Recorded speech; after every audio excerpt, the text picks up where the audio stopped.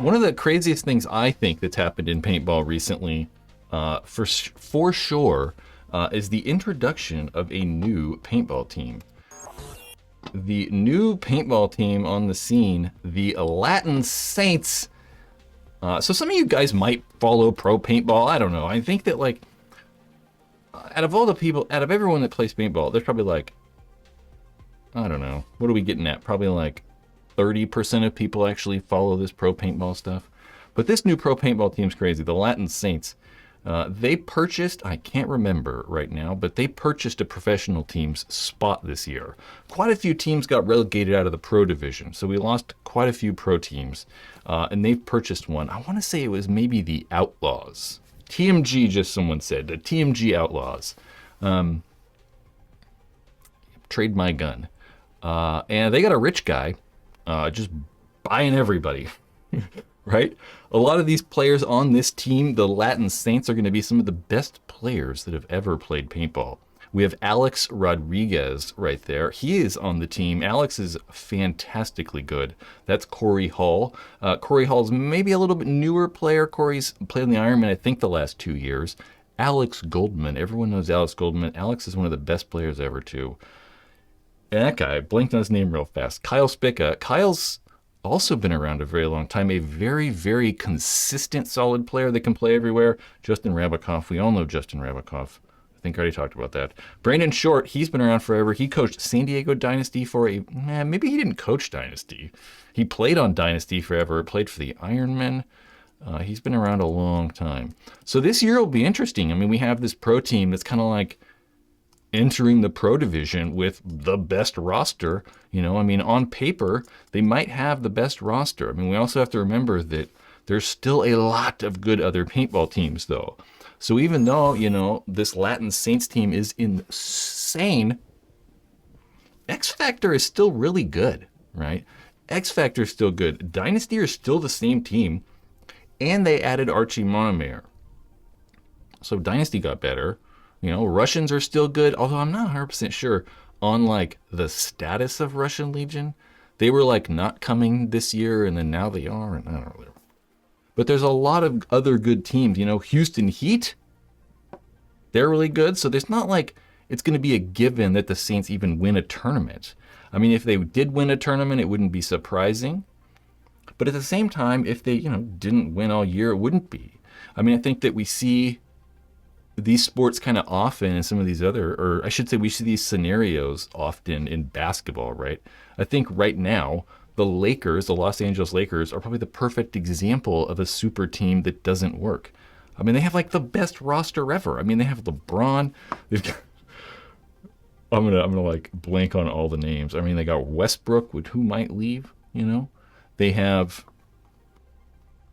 Anthony Davis. They have Dwight Howard. I mean, their roster's nuts, and they're not any good. You know, they're not any good. So it's a lot about how like the teams come together and how well they mesh over, you know, just the best roster. You know, there's guys that I've played paintball with that make me way better, right? Just because I kind of know them so well and I know their tendencies, and we can kind of like feed off each other, and like we kind of know what's happening. So I think that it's not all about just the best players. But with that being said, you know, a lot of these guys, though, hey, that's not what I wanted to do. That's not what I wanted to do either. A lot of these guys have all played on teams together. I mean, if you look at the Impact, it's going to be like all guys from Edmonton Impact. So it's not like they're brand new teammates, really. You know, it's kind of just guys that played for Impact last year, moving over to play for the Saints. And one of the reasons they moved over really is kind of money, right? I mean, paintball is one of the sports where like there's not a lot of guys getting paid, right? And if you're able to, you know, do something you love like paintball and actually make money, you know, make enough money to live on, you really should take that spot, like take that like opportunity. So I think it's absolutely wonderful that guys are able to, you know, go to different teams because they can pay them more. So, you know, maybe next team's going to pay someone even more. So making money and guys able to like fulfill their dreams is one of the best things to ever happen to paintball, right? For sure. And a lot of people talk shit and be like, oh, you left this team for money, and like, whoa. The people that say that stuff are like 14-year-olds that have no idea what real life is.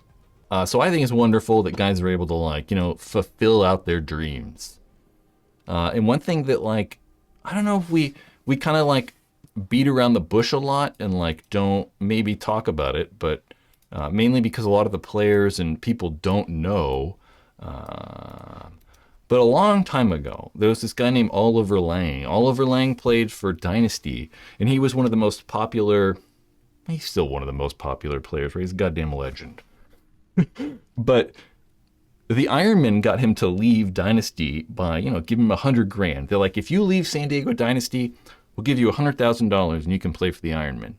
And this was maybe like 2006, 5, somewhere in there. And at the time, that's a lot of money. It was like, holy shit, $100,000. Like, no one's ever even really gotten paid to play paintball. And Oliver was one of the first guys that just like, here's a ton of money.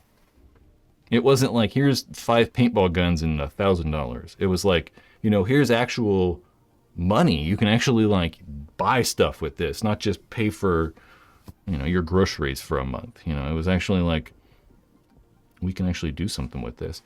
So right now, it's a really big deal that I think guys are getting paid in those same numbers again. So it's not really known. I mean, we really 100% don't know what some of the high-end players are getting paid in the league. Like, we really don't know what, like, Archie Monomer is getting paid, or Rainey Stanzak on X Factor, or, the Houston Heat guys. We don't really know, right? But we can assume that a lot of the high-end players, like guys on Impact, maybe like the Russian Legion guys, they might get even more money. You never know. Russia's kind of crazy. X Factor guys, maybe. Those guys are probably, I'd say, the highest players on those teams. Was Oliver over 4 years? I keep saying 5 years, 4 years. And he did have to work for Dye, too, so that's true. It wasn't just paintball. He had to go, like, work at the, like, factory and stuff. So he didn't just play paintball. Either way, it was a big deal at the time. But a lot of those guys on those, like, high-tier teams, like Marcelo and like A-Rod and Mouse, were all probably getting in between 40 and 60,000 a year.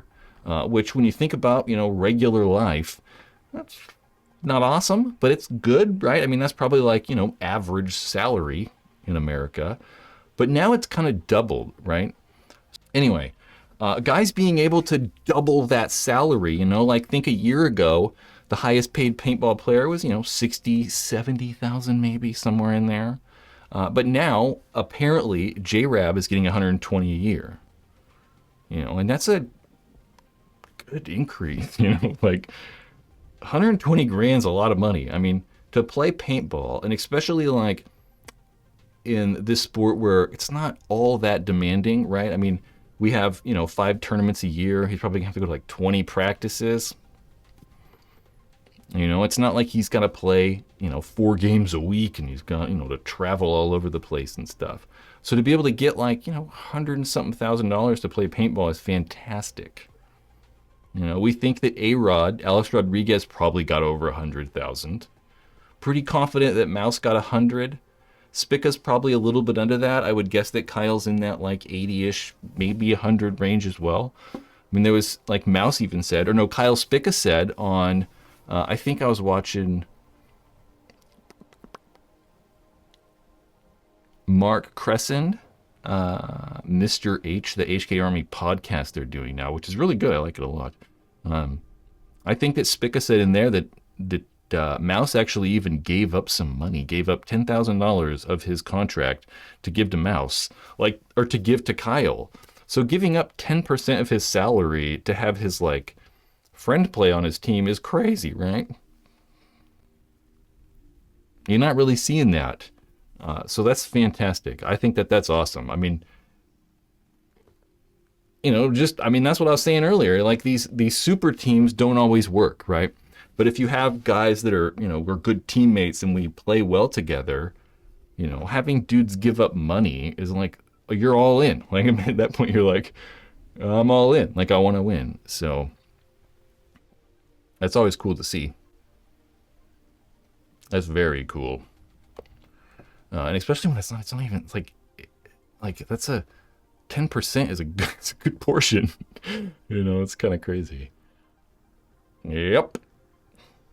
So it's cool to see. I mean, it's very exciting. I'd hope that, like other teams can kind of still be able to maintain this, though. I hope that I always had a problem with kind of like, I was always weary of having like Bart from Impact and Randy from Heat paying the players a bunch of money, because I'm like, well, when they leave, like there's just not going to be any money left, right? So I hope that another guy coming in and paying players maybe can like bolster that up a little bit. So now we have even more opportunities for guys to get paid. But I also kind of hope that like it doesn't scare Randy and Bart away, you know, like they're paying them how much money?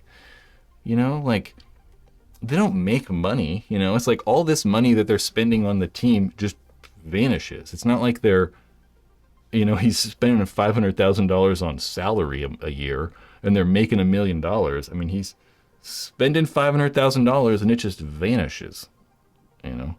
So being able to just, you know, double the amount of money you're spending on salary for your paintball team that you're not making money on might be hard. You know, I don't really know how much money either of those guys have, so it's difficult to say. They're not Bill Gates. I mean, they're not worth $100 billion, so they're not that rich.